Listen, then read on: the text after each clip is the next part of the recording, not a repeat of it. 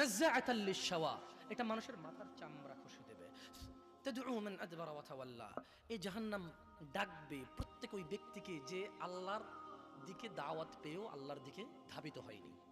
বউ কেনেন, ছেলে মেয়ে কেনেন, আমাকে ছাড়েন ইয়া আল্লাহ, দেখা যাচ্ছে আগুন, আকাশ গলিত ধাতু, আকাশটা গলে যাচ্ছে। হ্যাঁ, যেদিন আকাশ গলিত ধাতুর মতো হবে, যেদিন বন্ধু বন্ধুর খোঁজ নিবে না, পাহাড় হবে ধুলিত পশমের মতো, সেদিন মানুষ আল্লাহকে বলবে, আল্লাহ এই আমার ছেলে সন্তানকে নিয়ে নেন, আমাকে মুক্ত করে দেন। আল্লাহ ক্ষমা করে দেবে তোমাদের অপরাধ। কয়টা অপরাধ? জামিয়া, যত অপরাধ আছে। তবু কি ক্ষমা চাইবে না মানুষ? তোমার রবের রহমতকে তোমার অপরাধ ছাড়িয়ে যেতে পারবে না। তোমার রব আরো দয়ালু। তুমি কত অপরাধ করবে, তুমি কত অপরাধ করবে মানুষ, রব ছাড়া ক্ষমা করার মতো? বলো, রবের সাথে কথা বলতে কি কোনো মাধ্যম লাগে? বলো, রাত এবং দিনে কোন সময় যখন রব কথা শুনতে পায় না, এমন সময় কি আছে? বলো, তোমার সম্পূর্ণ চাহিদা যদি রব পূরণ করে, তাতে রবের কি কিছু কমে যাবে? বলো, তুমি কার কাছে ফিরে যাবে? কে তোমার হিসাব রাখবে? রব যদি চায় তোমাকে ক্ষমা করতে পারে কিনা? কাকে ভালোবাসবে? কার কথা মানবে? ফাত্তাকুল্লাহা মাস্তাতা'তুম ইয়া নাস, মানুষ আল্লাহকে ভয় করো যতটুকু তোমাকে আল্লাহ সাধ্য দিয়েছে, সাধ্যর ভিতরে থেকে। তুমি মনে করতে পারো আমার কথা এমনটা মনে হয় না? আর এখানে মদ হালাল করে দিয়েছে কেউ, তুমি বলো আমি কি করতে পারি? জায়গায় আমি কি করতে পারি? আমি আল্লাহর কাছে ইস্তেগফার করতে পারি এবং নিজেকে, আল্লাহ হারাম করেছে আমি এতে যাবো না, আমার ছেলে সন্তান যাবে না, দাওয়াত দেবো। আর আমি আল্লাহর কাছে দোয়া করবো, ইয়া আল্লাহ আমাদের জন্য ভালো কাউকে পাঠান যে আমাদের উপরে, আমাদের জন্য অ্যাটলিস্ট গুনাহটাকে কঠিন করবে। আমি তো পারবো না কিছু করতে। তোমাকে নিয়ে আমি রাস্তায় নামতে পারবো, 10টা গাড়ি ভাঙতে পারবো, কিন্তু ওই গাড়িগুলো কার? ওই গাড়িগুলো কার? ওই গাড়িগুলো তো আমার না, আর যে অপরাধ করেছে তারও না। তোমার এই ভ্রম, তোমার এই ভুলের কারণ তুমি কোরআন পড়ো না। আমি যে খুব বেশি পণ্ডিত হয়ে গেছি তা আমি বলছি না, তবে পড়ে দেখে অবাক লাগে। আল্লাহ বলছে যে লা ইউকাল্লিফুল্লাহু নাফসান ইল্লা ওয়াসআহা, আল্লাহ বলছে যে আমি মানুষের সাধ্যের বাইরে ওকে কিছুই চাপাই দেই না। তা আমার দরকার আছে যেটা পারবো না ওটার পিছে ঘুরার। এরপর আল্লাহ বলছে যে তোমার জন্য যদি কঠিন হয় কিছু, ফাত্তাকুল্লাহ, আল্লাহকে ভয় করো। ভয় করা জরুরি। আল্লাহকে ভয় করা কতটুকু? মাস্তাতা'তুম, যতটুকু পারো, যতটুকু করলে তোমার ঈমান আমাল, তোমার সুন্দর জীবনের সমস্যা হবে না, তোমার ঈমানের সমস্যা হবে না, আমালের সমস্যা হবে না। বুঝে আসছে না? আসেনি? আমি আমার বক্তব্য শেষ করে দেব। এই দেশে হাজার অন্যায়ের নাম আছে, আমি এত অন্যায়ের নামও জানি না। তোমাকে আমি কোন কোন অন্যায় থেকে নিষেধ করব বলো? এই দেশে শিরকি হয় কয়েক হাজার রকম। এখন তুমি বলবা ও আপনি একলা মানে মাওয়াহিদ একত্ববাদী এসেছেন, আমরা সবাই মুসলিম। না, আমি বলছি না, তবে আমি দেখেছি মানুষ ডাব নারকেল নিয়ে বিপদ উদ্ধার হতে যেতে। আমি মানুষকে দেখেছি মধ্যম বা গরু ছাগল নিয়ে আলোকিত কোনো স্থান, যা মসজিদ নয়, মন্দিরও নয়, গির্জাও নয়, ওসব জায়গায় যেতে, এই উদ্দেশ্যে যে তার মৃত্যুর পরে এ তাকে হেল্প করবে, সহযোগিতা করতে পারবে। তোমাকে কি দিয়ে বুঝাই? দুঃখ ভরা ক্রান্ত হৃদয় নিয়ে তোমাকে বলি, তোমার কোন অপরাধ, আমার কোন অপরাধ আমি মনে রাখবো? কতটুকুই বা আমার জ্ঞান? শোনো, মহিলা এবং পুরুষ যা করেছো করেছো, রবের সুসংবাদ লাগবে। তোমরা আমরা কি অনুতপ্ত? আমরা কি আল্লাহর কাছে লজ্জিত? অপরাধ অপরাধ, কিন্তু তোমার রবের গুসাকে তোমার অপরাধ ছাড়িয়ে যেতে পারবে না। তোমার রবের রহমতকে তোমার অপরাধ ছাড়িয়ে যেতে পারবে না। তোমার রব আরো দয়ালু। তুমি কত অপরাধ করবে, তুমি কত অপরাধ করবে মানুষ, তোমার রবের দয়াকে ছাড়িয়ে যেতে পারবে না তোমার অপরাধ। রব আরো দয়ালু, সুবহান। মনে রাখবে মানুষ, যা করেছো করেছো, অপরাধীকে সহযোগিতা করো না। মানুষ, তুমি আমার কথা ভুলভাবে নিও না, আমি মন থেকে তোমাকে বলছি, তুমি যা করেছো, তুমি আর তোমার রবের মধ্যে এই পুরো পৃথিবীর মানুষ কেউ আসতে পারবে না। তোমার রব আর তুমি।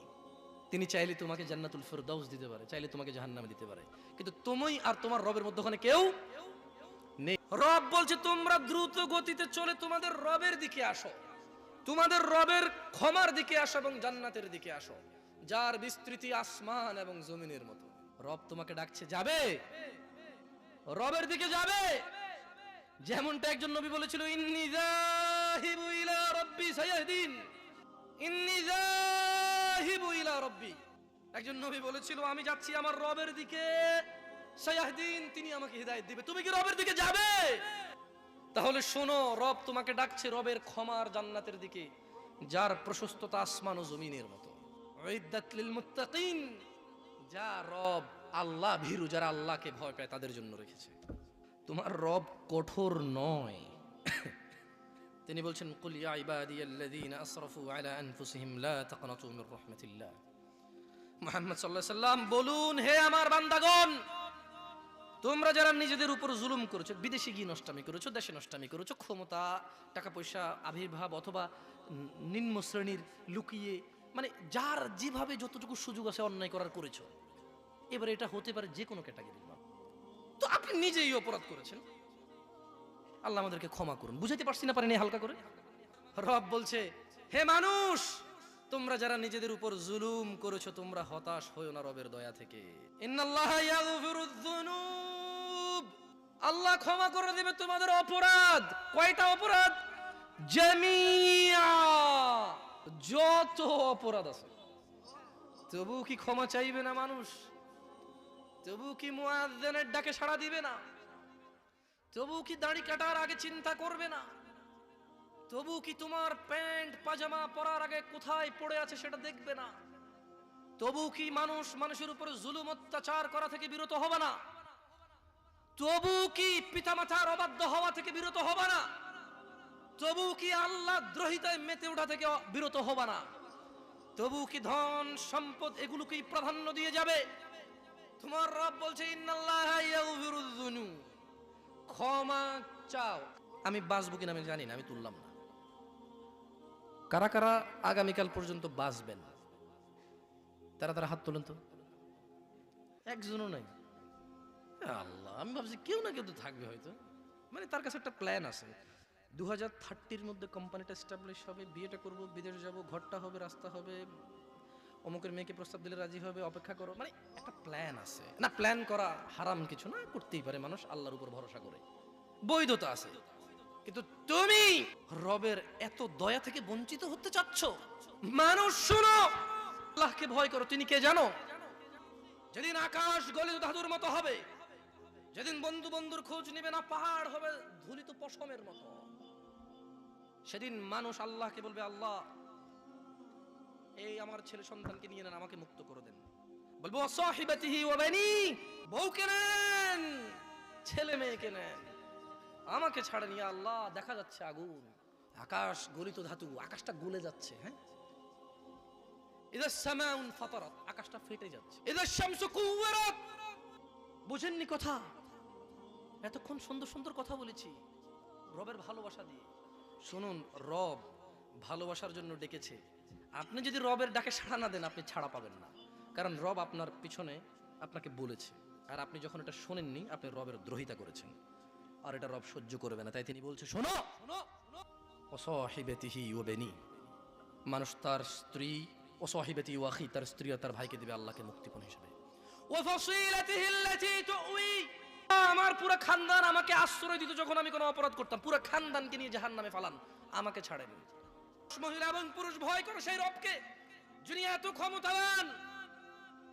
খুযুহু ফাগুল্লু, যিনি বলবে এদেরকে নিয়ে যাও, সুম্মাল জাহিমা সাল্লু, এদেরকে শিকড় দিয়ে বেরি পরিয়ে দাও। যিনি এত ক্ষমতাবান, যার সামনে আপনি অপরাধী হয়ে গেলে এটাও বলবেন, ওয়ামান ফিল আরদি জামিআন সুম্মা ইউনজি, বলবেন ইয়া আল্লাহ, দুনিয়া আর দুনিয়াতে যা আছে সব কিছু নিয়ে যান, আমাকে মুক্ত করেন। জানেন রব কি বলবে? যে দয়ালু রবের কথা বলেছি, যিনি ডেকেছেন আপনাকে কোরআনের মাধ্যমে, যিনি বলেছেন ওয়াসারিউ ইলা মাগফিরাহ, তোমরা দ্রুত গতিতে ক্ষমার দিকে আসো। নাযাআতাল লিশাওয়া, এটা মানুষের মাথার চামড়া খসে দেবে। তাদউ মান আদবারা ওয়া তাওয়াল্লা, এই জাহান্নাম ডাকবে প্রত্যেক ওই ব্যক্তিকে যে আল্লাহর দিকে দাওয়াত পেয়েও আল্লাহর দিকে ধাবিত হয়নি। আল্লাহর ব্যাপার, তোমার ব্যাপার আল্লাহ স্পষ্ট বলে দিয়েছে। আর আমি কি করতে পারি? আমি তো পড়তে পারি, আমি তো তোমাকে কাফের বলছি না, আমি তো তোমাকে মুশরিক বলছি না, আমার এই অধিকার নাই। কিন্তু আল্লাহ বলেছে, আল্লাহ নবী বলেছে যে যারা নামাজ আদায় করে না তাদের মধ্যে, মানে মুশরিক কাফের মধ্যে আর মুহাম্মদীদের মধ্যে, মুসলমান মুমিনের মধ্যে পার্থক্য হচ্ছে মধ্যখানের দেওয়াল হচ্ছে নামাজ। এই দেওয়ালের এই সাইডে এগুলো কাফের মুশরিক যেগুলো নামাজ পড়ে না, দেওয়ালের এই সাইডে এগুলো মুসলিম যারা নামাজ পড়ে। বুঝে আসছে না? আসেনি? রাগ হচ্ছে না আমার উপরে? এখানে মাহফিল শুনলেন আপনি, আল্লাহ বলছে যে তাদউ মান আদবারা ওয়া তাওয়াল্লা, জাহান্নাম ডাকবে ওই মানুষকে যে সত্য কথা শুনেছে কিন্তু এটাকে পরোয়া করেনি, এটা শুনেছে, বাস শুনেছে। আপনি দেখেন, আপনি দেখেন, আপনাকে আমি দাড়ি রাখতে বলি, আমার এটা বলা উচিত না আমার মনে হয়। কারণ যে লোক শিরিক করে ওর কিসের দাড়ি, কিসের সলা? এখানে আল্লাহ স্পষ্ট ভাষায় বলছে যে ইন্নাল্লাহ লা ইয়াগফির, আল্লাহ ক্ষমা করবে না আইয়ুশরাকা বিহি, একজন লোকের দাড়ি কি, সলাত কি, যাকাত কি, হজ কি, সে যদি আল্লাহর সাথে শিরিক করে। তো এই জন্য আমার মাথা কাজ করতেছিল না যে কিভাবে ওয়াজ মাহফিল করা। এখানে ওয়াজ করলে আপনাকে বলতে হবে আল্লাহর নবী, নবী গো, এভাবে করলে আপনার ভালো লাগে। 3 ঘন্টা বসে ও একটা হুজুরে আনছে, কোন টাইমে যে 3 ঘন্টা চলে গেছে বুঝতে পারিনি। মনে রাখবেন, আপনার মৃত্যুর সময় একটা সেকেন্ড পাবেন না। কয়টা সেকেন্ড পাবেন না? তাহলে নিজের জীবনের গুরুত্ব দিন। মানুষ শুনো, যা করেছো মানুষ, মহিলা এবং পুরুষ, যত জায়গায় গিয়েছো মসজিদের দিকে ফিরে আসো, মসজিদের দিকে ফিরে আসো মানুষ। ওয়ান্নাল মাসাজিদা লিল্লাহি ফালা তাদউ মা'আল্লাহি আহাদা, এটা আল্লাহর ঘর, মসজিদ আল্লাহর জন্য, এখানে আল্লাহ ব্যতীত অন্য কারো আর ইবাদত করা হবে না। এদিকে ফিরে আসো মানুষ। তোমাকে আরেকটা কথা বলি, আমি আমার মাহফিল শেষ করব ইনশাআল্লাহ, তবে তুমি শোনো, তোমার কাজে আসে কিনা মানুষ, তোমার রব কতটা দয়ালু। অপরাধ নিয়ে চিন্তিত, তোমার অপরাধ নিয়ে তুমি লজ্জিত, মাশাআল্লাহ, তোমার এই লজ্জা আল্লাহ পছন্দ করে। তোমার এই চিন্তা কে পছন্দ করে? তোমার এই ব্যথা কে পছন্দ করে? তাই তোমার রব তোমাকে বলছে ইল্লা মান তাব, তবে যে কোনো অপরাধী হোক, তবে মান তাব, যে অপরাধকে ছেড়ে দিয়ে ভালো পথে চলে আসে, ফিরে আসে। তওবা মানে ফিরে আসা। তওবা মানে কি?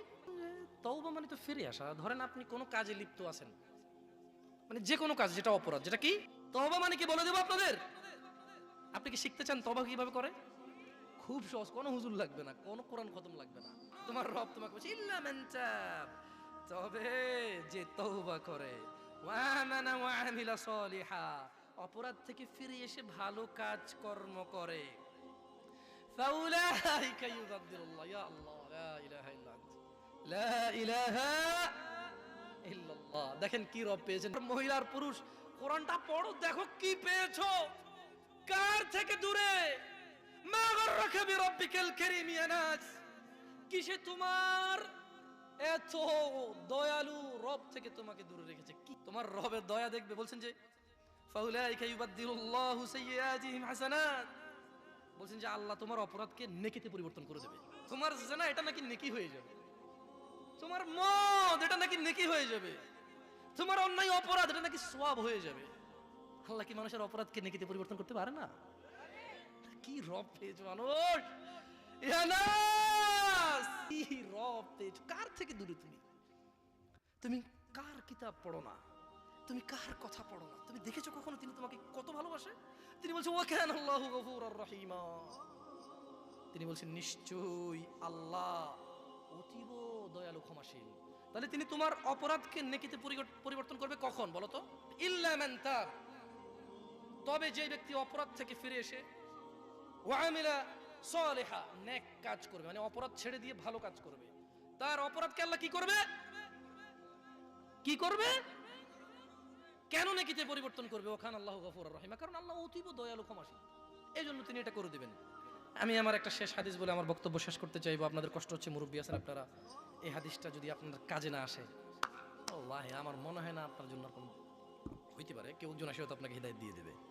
কিন্তু আনাস ইবনে মালিক রাদিয়াল্লাহু আনহু, মুহাম্মদ সাল্লাল্লাহু আলাইহি সাল্লাম থেকে কথা, এই যদি আপনার কাজে না আসে আর কার কথা কাজে আসবে? আনাস ইবনে মালিক রাদিয়াল্লাহু আনহু থেকে বলেন, তিনি বলেন সামি'তু রাসূলুল্লাহ সাল্লাল্লাহু আলাইহি ওয়াসাল্লাম, রাসূল সাল্লাল্লাহু আলাইহি ওয়াসাল্লামকে বলতে শুনেছি, ক্বাল আল্লাহ, আল্লাহ বলেন, ইয়া ইবনে আদম, হে আদম সন্তান, ইন্নাকা মা দাআউতানি ওয়া রাজাউতানি। মহিলারা কিন্তু এই হাদিস থেকে বাদ যায়নি। আদম, যাদের বাপ আদম, যাদের মা হাওয়া, বাপ আদম যাদের, তার মানে মহিলা পুরুষ সবাই, আল্লাহ বলছেন যে ইয়া ইবনে আদম, হে আদম সন্তান, লাউ বালাগাত যুনুবুকা আনানাস সামাই, আদমের ছেলে মেয়েরা, তোমার অপরাধ যদি আকাশের মেঘমালা পর্যন্ত পৌঁছে যায়, সুম্মা ইস্তাগফারতানি, তোমার অপরাধ আকাশের মেঘমালা পর্যন্ত পৌঁছে গেছে, আর তুমি যদি আল্লাহর কাছে ক্ষমা চাও, আল্লাহ বলছেন গফারতু লাক ওয়ালা উবালি, আমি তোমাকে মাফ করব, কারো পরোয়া করব না। আল্লাহ বলছেন ইয়া ইবনে আদম, হে আদম সন্তান,